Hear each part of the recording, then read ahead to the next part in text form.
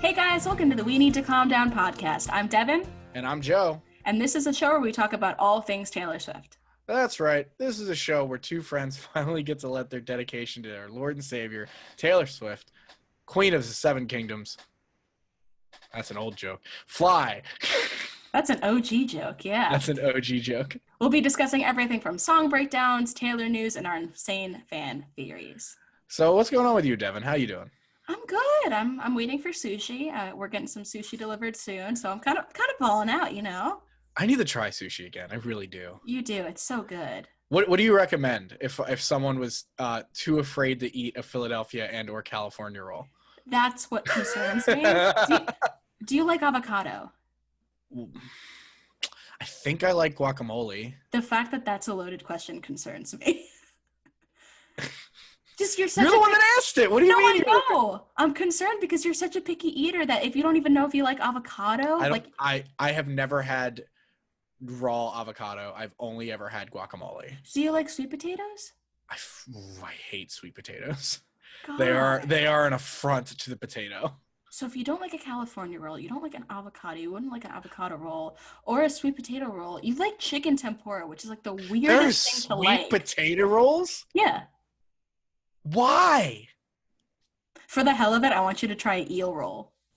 So we're going to talk about Taylor Swift. What are we talking about on this typical Tuesday night? So we are on our first song breakdown of Folklore. We are going to break down The One. Oh, yeah. The one song I didn't like at first.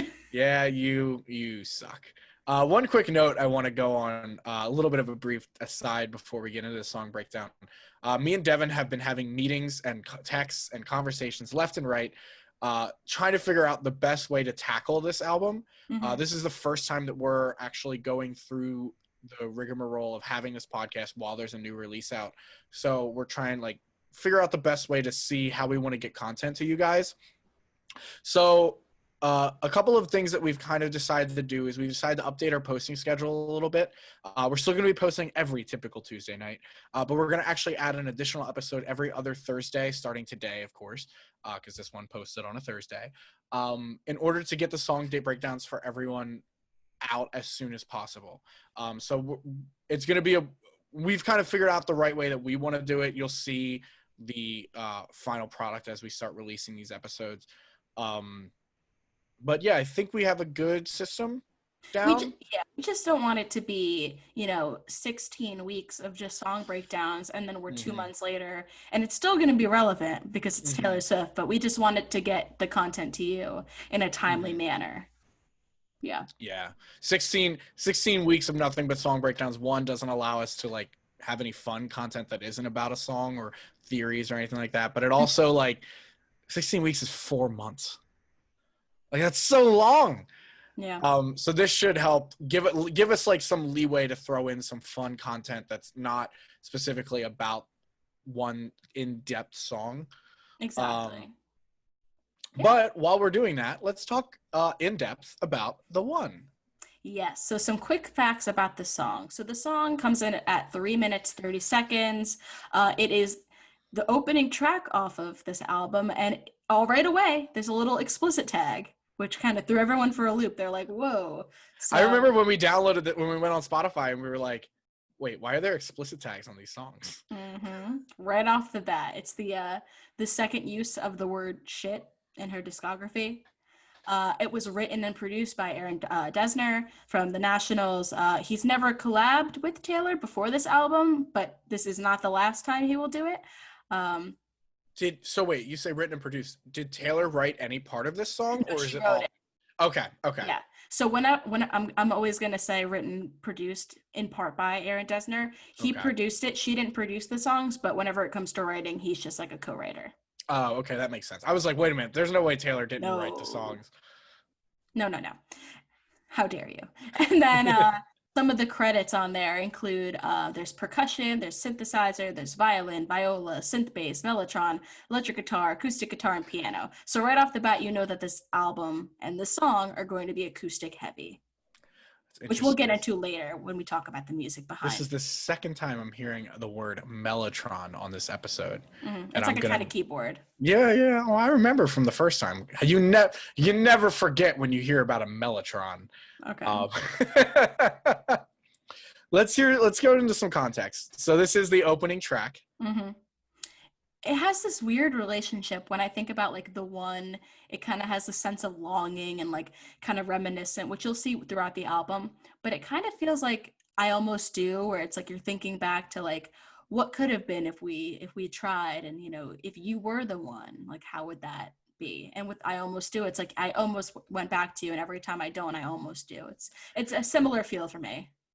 That's so interesting because I didn't think of that at all during this song, and then Hmm. the second you put it down, like on our notes, I was like, "Wait a minute, wow!" And it's very much like a more upbeat version of I Almost Do. I don't see myself crying to this song like I would Almost Do, which is good. That's growth. We're growing with Taylor, but yes. So one thing I will note about this song that's kind of interesting that and also bothered me a lot is people speculated that this song is Taylor Swift's breakup song about Joe. How do you say his last name? Alwyn? Alwyn. Alwyn? I think Alwyn. Alwyn sounds correct. But people are wrong, but they speculate just the same. Oh yeah. Uh, Everyone's gonna speculate a Taylor Swift album. That's the um, experience. oh yeah, that's built in. That's the Hmm. price of admission. Yeah, no, I don't think it's that at all. It doesn't seem that way. But I love the implications of the lyrics that she's singing. One thing that's interesting that you can probably tear me apart for is Brie Larson actually recently posted a cover of her singing this song. Did she Uh, really? yeah, she did. I watched it today. She's apparently launching a YouTube channel, so I guess we're plugging Brie Larson's YouTube channel here. Love Um, her. Fun fact: Joe hates Brie Larson. You, Joe, Uh, not Joe Alwyn. Not Joe All. Could you imagine? Oh my gosh. Yeah, no, me no like Brie Larson. Oh, For not I can't really explain it, and this isn't the time. Um, also, while doing research for this album, I learned that Black Bear, an artist that I'm starting to really grow on, also has a song called "The One," and weirdly enough, it has the exact same spelling, like same lowercase, mhm. same just number one instead of spelled out the one. So that's a fun coinky dink. I've learned that because when I've Googled like the lyrics to it, that song comes up first, and I'm like, no, no, Black Bear, you're gonna be taken down soon and replaced with So, Taylor Swift. But enjoy it while you sorry. can. Yeah. Also, first time I've ever spelled out coinky dink, so that was weird. Oh, Winky Dink. Oh. I'll keep going through. I think it's really interesting that this is one of the standout upbeat tracks in the record. Of like Hmm. what? Are there only like five, maybe? Upbeat tracks, probably less than 5. Yeah, it feels like I think I was trying to be very like generous, but yeah, only five. Mm. And this has been a standout track among many true fans as being one of the better songs on the record. That was a low blow. Yeah, a little bit. No, I still consistently get texts from people saying this is one of their favorite songs. And Everyone. I've dropped it down significantly in my rankings. But the last power rankings we put out during week 2, it was Hmm. like 9 for me. It just plummeted, but I think it's slowly rising back up. I know. All my friends say the same thing, and I'm like, I'm sorry, I just can't. I think we did like do some deep dives and figure out why you might not have liked it, but we will I get to like it that. more. You Yeah. do like it more now? Hmm. Good. Good. We're gonna go through some quick lyrics in Hmm. this song. We did like a whole show about lyrics last week or last Tuesday. Jeez, it's so weird. Hmm. Um, but we're gonna go a little bit deeper into this one. So we're gonna mention it, but we're not gonna talk too much about it because I think we've talked everyone's ear off about the opener. I'm doing good. I'm on some new shit. Revolutionary, amazing opener. A cultural reset. Literally. But such a great opener. Best opening line for this album. Taylor Hmm. unsurprisingly knocks it out of the park again. Yeah. We have the Um, lyric, you know, the greatest films of all time were never made. It's this film motif that really pops up throughout the album. Uh, Cute little, not cute, but it's, you know, just a note that all these it's kind great of cute. films were never made. Yeah. It's kind of cute. The lyric, if you wanted me, you really should have showed, kind of reminds me of I Almost Do, like I said earlier. It's like you should have been there. I like you noted this one, but we were something, don't you think so? hmm It's just like, I love the we were something, don't you think so? It's like the questioning at the end. It's like you're wanting reassurance. It's like, you know, we were something, right? Like, please let me know that we were something. That's great. I can use this when I try to get back with my ex. Perfect. No, no, I'm here now. I'm gonna prevent that. No exes. New That's era. wasn't that was like one of the tweets we shared with each other. It was like we were texting about this album. We were like, oh God, I want to text my ex. And then like there was a tweet that said, all right, I know all you Swifties are listening to folklore, but this is a sweeping reminder. Do not text your ex. Yes, stamp of approval. But I get exactly what you mean. Like, and there's a lot of lines like this throughout Taylor's discography and even on this record. And mhm. I think we've mentioned this a lot, but like parallels to "Can I Go Where You Go?" Yep. Like you can just see the way that Taylor talked about that line when she wrote it. hmm She really loves that idea of that simplistic questioning that comes with a relationship. And a deep And question too. hmm and you can see it's starting to like trickle through the rest of the stuff that she's been doing. And it reminds me of a line that's in Peace, like just like that, would it be enough if I never give you peace? Just like these simple questions, but they carry so much weight behind them. Yep. Especially this one, it's such an upbeat song too. Yeah, no. So one thing that I noticed, like I think I'm the only one that like points out this line or like cares about this line. But Roaring Twenties, tossing pennies in the pool. hmm This just reminds me of Great Gatsby. Like I just see a lot of this album does. It has like very Gatsby undertones to it. But we know Taylor loves Gatsby. She's referenced it before. Like Parties Like Him, stuff like that. I think she even name drops him in Reputation. mm But Roaring Twenties also, if we want to go back to Red, that was when she wrote 22. She was in the middle of her 20s. mm Um, like there's a lot that can be pulled from this line. She also uses the number 20 a lot throughout this album for some reason. I don't know. I haven't done any research into what that could mean, hmm but I mean, it's Taylor. It's got to mean something. I just want to point out too, before we get any further with any songs, any further song breakdowns, there is so much reference to her older discography that that's going to be a whole episode in itself. Just the amount of parallels you can draw and the Easter eggs. She said, there's no Easter eggs in the promotion because there was no promotion for this album. So all of the Easter eggs lie within the album. So it's going to be really fun to piece like, oh, Roaring Twenties, Gatsby came in from here and all this kind of stuff. So we're really excited to do that. But We'll probably do like a 2-hour episode on something like that. Like yeah. I'm excited to do how all we might do one episode where we link all the lyrics to the other songs in this album, and then do Mhm. another episode where we link all the lyrics to other songs from other albums. Exactly. Oh Yeah. my gosh, I'm so excited for all the content for this album. This So is the good. best present we could have ever gotten. Thank you, Taylor. And then the last lines I really liked. In my defense, I have none. I think that's just a nice little play on, someone trying to defend themselves and they're like, I don't have any defense. It's nothing. And then another lyrical kind of pun. We never painted by the numbers, baby, but we were making it count. I thought that was so clever. I It's just really like, like ooh, that. paint by the numbers. And then the last line for digging up the grave another time. And I think that just is reminiscent of, I'm sorry for digging up the grave another time, like for drudging this back up again. For texting your ex. Don't do it. All Oh right. my gosh, and that links to another. Gah!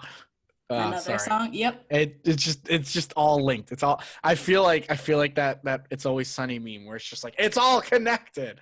Just Charlie. Just yeah. So those are pretty much the lyrics that we have. But now we're going to get into the music behind the lyrics, which is the part of the show where Devon explains how music works to Joe. I swear to God, if you do this joke one more time, I'm gonna kill you. I actually do have something to teach you, though.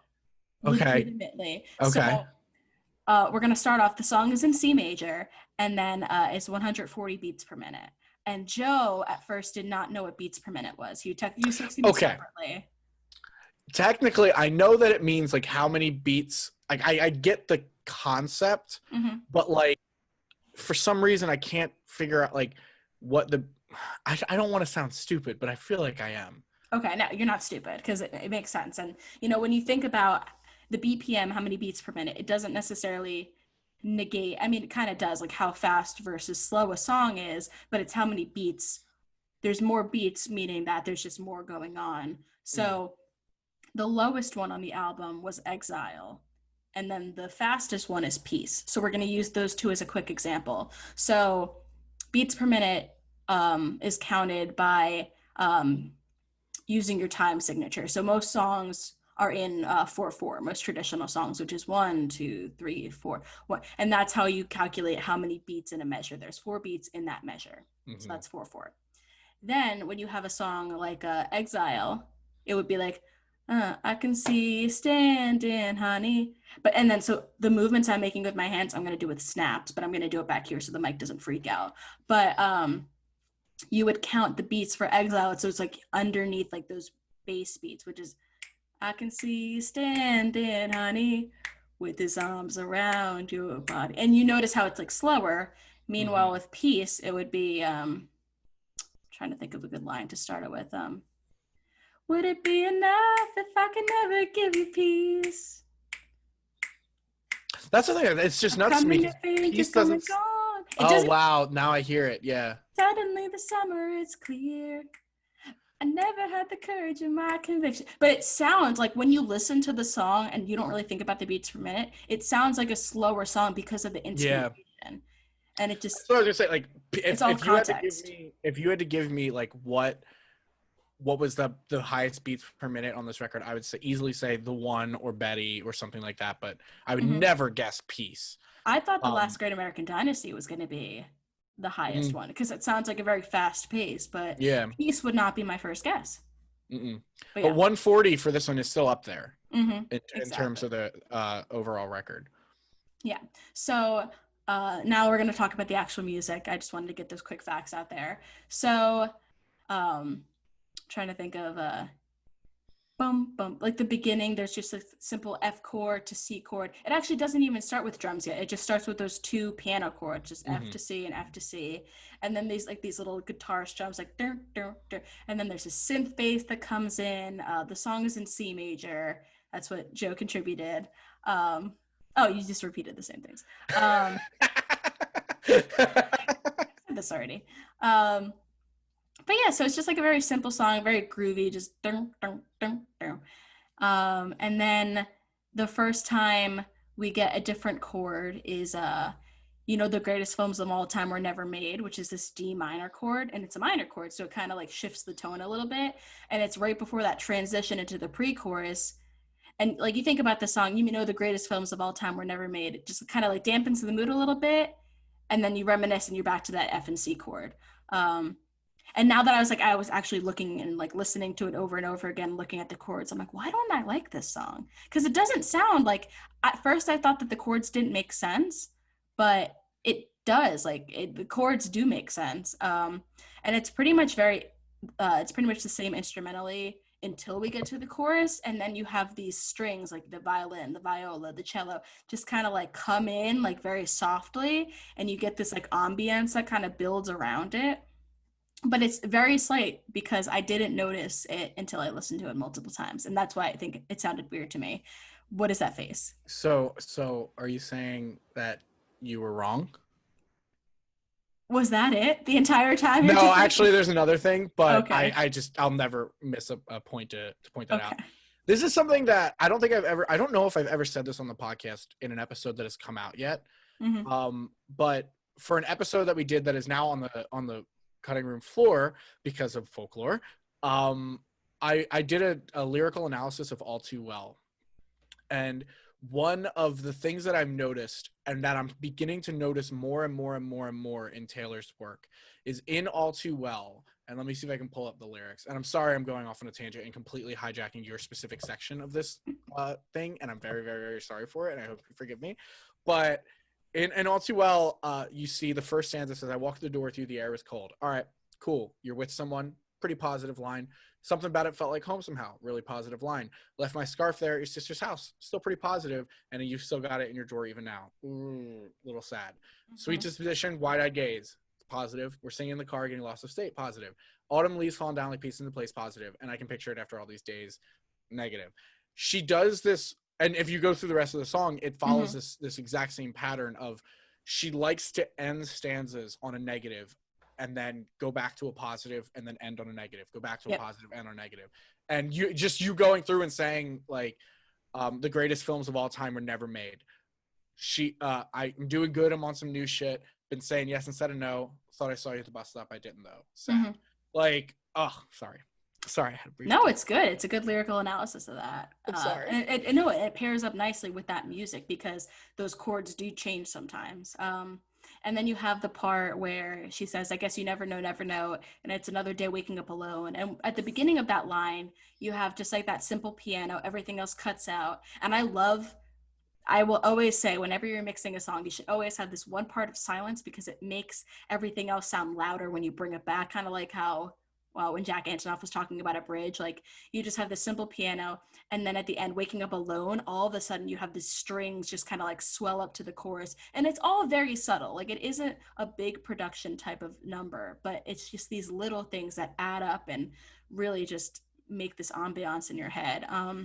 Overall, it's pretty instrumentally consistent throughout the song. Like I said, towards the end of it, there's strings that kind of come in more, but that's really towards like the bridge and the chorus. And I'm going to fight tooth and nail to this because I saw it on Twitter and it's crazy. The last sounds of it, I think it's a mellotron or whatever it is at the end, but you know, if you could have been the one, and then like this weird, like weird sound comes in, and it sounds just like the introduction to Cornelia Street. Someone did, on Spotify, they linked the two songs at the end and had like a crossfader on, and it just flows perfectly. Like, what does that mean? Why did she do that? Like, you didn't have to end the song like that. There's no instrumental reason why you had to end that song like that. It did not fit with the entire rest of the song. Why? Tell me why. I'm genuinely asking. I can't even think why. Like this record, not even this record, this song is fairly negative, and like, and it's going over like how this love didn't work out and everything. And Cornelia Street is the opposite, right? The only reason I could potentially think of between linking the two is, you know, you could have been the one, and then it flashbacks to images of Cornelia Street where you were starting to like fall in love and you found that person. I would never walk it again. And it's you reminiscing about that. Because then it goes into, honestly, Cardigan where you're walking. And it's just like,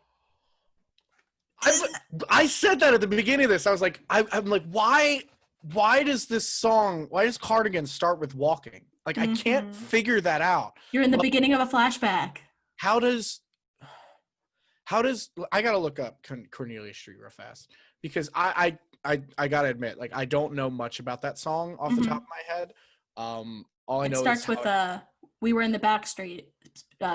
Something stronger than the drinks in the bar. Running Cornelia Street, so casually in the car. But that just makes me think that, you know, Cardigan is this kind of like, it's not a flashback. I think Cardigan, if anything, is more current than Betty in August. But to me, and I think we've gone over this a couple of times, and I don't know where we both fall on it, but I think Cardigan takes place much, much, much later in Betty's life than the rest of the trio. I hope I never lose you. Hope it never ends. I'll never walk Cornelia Street again. I don't want to lose you. But it's just like a coinky dink that just doesn't make sense unless you really think about it. Unless you want to say the levels of coinky dink on this episode way too high. Unless you want to make the argument that Cornelia Street is about Carly Claus and the one is also about Carly Claus. Of course you want to make that. Taylor till the day I die. Before you even knew I was gone. Memorize the creaks in the floor. Yeah. I wonder how Cornelia Street ends. Like if that flows into Cardigan. The only thing that like gets me with this that I think is a little bit harder for me to wrap my head around is Cornelia Street being a flashback instead of a continuation. So like in my head, if the ending of the one meshes perfectly with Cornelia Street, it would be the reverse of Cornelia. It should be Cornelia Street meshing perfectly into the one. Mm-hmm. So that's my only like. I don't think the ending of Cornelia Street's like that though. No, definitely not. No, Mm-hmm. but this the ending of Cornelia Street. I rent a place on Cornelia Street. I think it just ends. I say Julie has a casual. car. Yeah. I think it just kind of like fades Yeah, out. I don't think it has like an outro kind of thing after that. Very We'll have to do some curious. some deeper dives on that. Yes. All right. Well, that is pretty much all I have to say about the one. I don't really have a lot more. Yeah, this one was a bit of a quick one. Like it's weird because like we have been talking so much about this album that we don't want to like over discuss things we've already discussed. Mm-hmm. This song doesn't have I wouldn't say it has the quality of depth of lyrics that a lot of the other ones do, but it is like a different, like it's more of an original Taylor. Like it's very Mm-hmm. poppy. It's the poppiest song on the album, I would say. So it kind of is like wading into the deeper water of like, all right, we're starting with where you're vaguely familiar, and then we're gonna go into the more indie stuff with Cardigan. Cardigan's still kind of poppy, but it's a little bit less Yeah. upbeat than this. I'd agree with that. So have you liked it more now that you're listening to it more? Because I had to do the song analysis and I listened to it on repeat, I do like it more. It is still not probably in my top 8, like the top half of the album. I think it's, if anything, it's towards the top of the middle. Like the top I think it's top of the about bottom where it is 8. for me. Yeah. I think like I like I said, my last in week 2, my power rankings went down to about, it went all the way down to 9, but I think it's gonna end up at the bottom half of the top 8. I Yeah. would say, I think that. which I think is a good spot for it, because like I can see how casual fans of Taylor love this song more than like impassioned fans. Mm-hmm. And I think that's mostly what I've been seeing. Like a lot of my friends that are like hardcore Swifties, they're like, it's a good song, but it's not like they just have other favorites. But everyone who I know is like, oh, I listen to her occasionally. It's their number one. Mm-hmm. I have seen that with people that have casually listened to this album who didn't before. They're like, I love the one, and I'm like, interesting. Okay. They don't know that there's so much more. They just don't understand. We actually have a decent amount of time. Do you want to do one of our new segments? Sure. Why don't you introduce it to everybody? All right. Well, this was your idea. Well, then I'll introduce it to Yeah, you introduce it, because All right. take credit for this really, really, really good idea. So, because I love puns, I wanted to think of an idea that, we can just kind of do for fun throughout, if an episode ends too early. And so the name of the segment is called End Games. Like good. the song Endgame, and because it's at the end of an episode and we're playing a game. It was so much better before you went into that. Wow. So what we're gonna do but you gave me crap for my joke of suicide.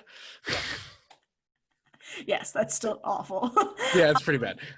So we're going to do a BuzzFeed quiz because we are millennials. Mm-hmm. Well, I'm technically a zillennial, but whatever.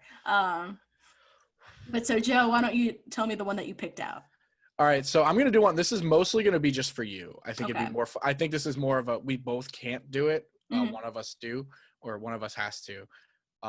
Or actually, screw it. I'll open this in a. I'll open 2 of them. I'll throw up a second. Okay. So sorry, I kept talking without telling you what we're doing. We're doing a BuzzFeed quiz entitled "Which can we guess your relationship status with these questions about Taylor Swift's folklore?" Me and Devon, as of right now, are single AF. I don't think that's going to change by the time we drop this Nope. episode, but Could you imagine? Oh my gosh. I met the love of my life during a pandemic. During a pandemic where I don't leave my house. So I have one on the left, one on the right. I'm going to ask these questions and answer them for both of us and see if BuzzFeed can get the fact that we are both single AF. Single as So right right now, which folklore song title best describes your life at this moment? Jesus. Hoax, peace, cardigan, exile, mirror ball, or Betty. Ready. I feel like Hate this. what describes your life right now, I feel like everyone should be exile. Because we're in the Oh, middle that's of a good point. but that's mine. That's a, I think exile's mine. I'm gonna go with hoax. Okay. I'm gonna go with hoax. All right. Which folklore lyric best describes your relationship status? Okay. Oh, Jesus. I think I know which one we're both picking. I'm gonna pick that. I'm gonna do that one last. You were never mine. Will you have me? Will you love me? Love you to the moon and to Saturn. They say move on, but I know you won't. I'm still trying everything to get you laughing at me. Oh, after our episode, that one just punched. Yeah. And it's another day of waking up alone. That one. Yep, I was gonna say that's definitely the one for both of us. There's a lot of options. There's like 6 Yeah, there's options. like 6 for each one. Wow. Okay. Which old Taylor Swift song do you relate to the most? Lover, Bad Blood, Shake It Off, Mine, Enchanted, or All Too Well? I think right now I'm gonna go with Shake It Off. That's the first time anyone has ever said that. I'm going to go with All Too Well. It's between All Too Well and Enchanted. Which describes your life right now. I'm just wallowing. I was going to say, you're really? just in a constant state of wallow. I'm just constantly wallowing. That'd be the name of an album. That'd be a great name, Wallowing. Which old Taylor Swift song is your favorite? Okay. I don't like this. Soon You'll Get Better is now an old Taylor Swift song. Oh, wow. Yeah, right? That's the life we're living. Red, How You Get the Girl, You Are in Love, Back to December, or Teardrops on My Guitar. It's between 2 for me. Oh my gosh, these are so long. Say them one more time. Teardrops on My Guitar, Back to December, You Are in Love, How to Get the Girl, Soon You'll Get Better, or Red. I'm gonna say Back to December. I knew it. That was it. Mine was between Back to December and Red. I picked Red. That was also between mine. Mm-hmm. Really? I would have thought You Were in Love because I thought you loved that song. It's good, but compared to this other two. That's fair. Mm-hmm. All right. Last but not least, this is weird. Love is ... caring so much that you feel like you're going crazy. I don't see how this has anything to do with Taylor. Familiar and warm, like your favorite cardigan. Laughing and talking shit with your friends for hours. When they kiss you in front of all their stupid friends. I added the stupid. Okay. Sneaking off to see them even when you're not supposed to, or doing anything for that person. What was that second option you read? Familiar and warm, like your favorite cardigan. That one. Love for you is that. I feel like I don't want to ruin it for you, but I feel like the rest of them are all toxic, except for the laughing and shit talking. Yeah, but I'm really toxic. Doing anything for that person when you kiss her in front of all your friends. Caring so much that you feel like going crazy. That's me. Oh my gosh. All right. So yours. I wonder what I would have got if I didn't pick that one. Yours are relationships are cool, but you don't need one right now. In my defense, I have none. Never leaving well enough alone, but it would have been fun if you would have been the one. Hey, look at that. Appropriate. That's very accurate. Yes. Thank you, BuzzFeed. What is yours? Mine is you've recently been hurt by someone you trusted. No one likes a mad woman. You made her like that. I've been single for 3 years. I know, but you are in the state of consistently wallowing, so I feel like you live in the hurt. You've been hurt recently. Yep, 3 years recently. Jesus. Oh gosh, that's great. That was fun. I actually really like that. I hope we have some short episodes coming up because this was really games. Fun. Yeah. End games. That was a great idea for a segment. I'm really glad we finally got to put that in an episode. Yes, awesome. We'll have to include that in the description so people are like, what's that? All right. Well, thank you so much for listening. If you want, please subscribe on whatever platform you're listening on. Tell a friend about us. Rate us 5 stars. Just positive affirmation all the way around. words of affirmation. That's our love language. Yes. Follow us on social media, YouTube. You can find us at We Need to Calm Down Podcast, or let me see if I can do this because Devon does it right every time. WNTYD. No. Where did I put a Y? Where did I get a Y? WNTCP. TCD. WNTCD. WNTCD. Got there. Podcast. Perfect. You can, on Twitter. Leave a comment, DM. Let us know what you think. If you have any suggestions for an episode or content, let us know. Thank you guys. Come back. We'll be here.